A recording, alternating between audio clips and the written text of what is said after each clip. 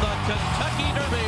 They're off in the Preakness. They're off to the Belmont Stakes. Two guys in a crown. Joe Kristufek here, and it is spring training. So pinch hitting this week for Bram Weinstein is Travis Stone, currently on the mic at Aqueduct. And just in a couple of months from now, Travis, Kentucky Derby 142, you'll be in the booth at Churchill. Yeah, can't wait. It's going to be around the corner right before we know it. Looking forward to seeing how these three-year-olds shake out. Should be a fun time.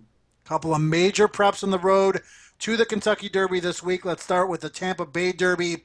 Very, very competitive. Sam F. Davis, top three finishers. Destin, Rafting, Morning Fire. Todd Pletcher has Destin, but he also has the upstart Outwork. Brody's Cause and Riker making their three-year-old debuts. Travis, we've taken a look at the field for the Tampa Bay Derby. A lot of different ways you can go.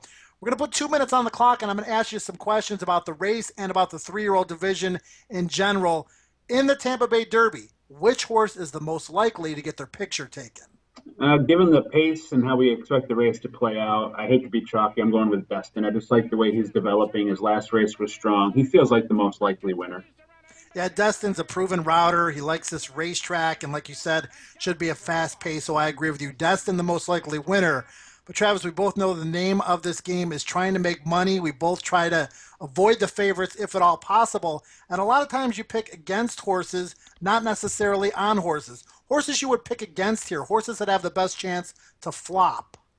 I hate to say it because I'm good friends with Norm Cassie, but I don't like Riker in this spot. This race has too much pace on paper for him. He wants to be forwardly placed. I think there's one-way speed in here. He's going to be up against, and he's probably going to get a little bit over bet too. So I'm against Riker. Yeah, and you would think the pace would work in the favor of Brody's Cause, but I'm against him. I was never really a big fan as a 2-year-old. This is his first start of the year, and we don't know if he'll like Tampa Bay Downs' main track. All right, Travis, when the Tampa Bay Derby is over, when the dust has settled, a horse that may become a household name. I think Star Hill has quite a bit of upside. I like the maiden race he comes out of. Seems a little bit live. The competition seemed at least decent relative to some of these. I think he's interesting. Maybe economic model. I'd look to those two, but I'm leaning towards Star Hill. And for me, it's Outwork, Todd Pletcher's other horse in this race. I thought he looked tremendous in the sprint race at Tampa off the bench, and he certainly is built like a router. All right, Travis, now we're going to switch gears to last week. You called the race. A lot of people very high on Shagaf, some people not so high on him. What did you think of his performance in the Gotham? That was by far the strongest speed and rail bias I've ever called, maybe even seen, given that he ran the second best trip. He was on the rail the entire way until they turned for home. So I'm a little bit against him going forward. I sort of want to see him prove it to me first. The number didn't come back that strong. I'm against until further notice.